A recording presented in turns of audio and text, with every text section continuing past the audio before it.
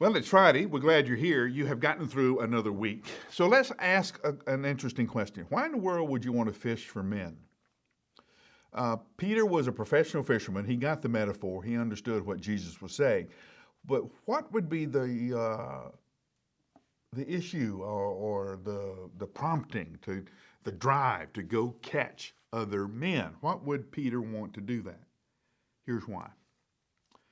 He would want everyone else to have the same experience and the same connection with Jesus that he had.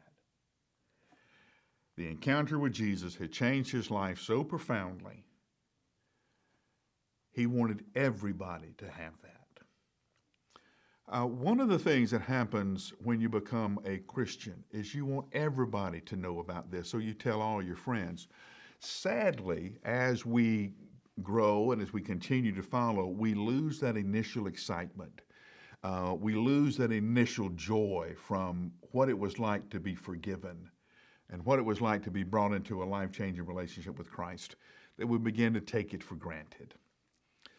The prompting for evangelism is, yes, your friends are lost. Yes, your friends are need Jesus. But more than that, you want your friends to have what you have with Jesus because it's the best thing that's ever happened in your life.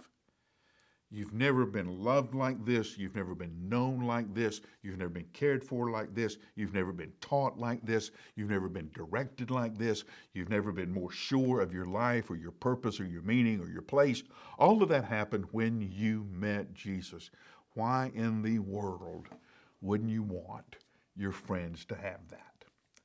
So the gospel conversation is not about, quote, winning souls to Christ. Yeah, I know all of that nomenclature and all of that stuff.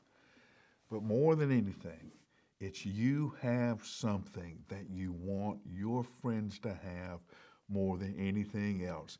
They can have the same relationship with Christ you have. They can be forgiven. They can be known. They can live in that same kind of freedom. Why in the world wouldn't you want your friends to have that?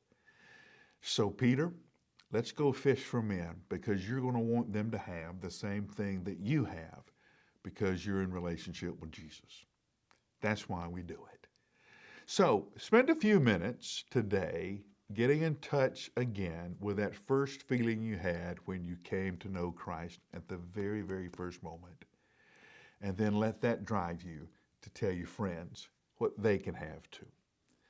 I'll give you 60 seconds to get started thinking about this, and I'll see you next time.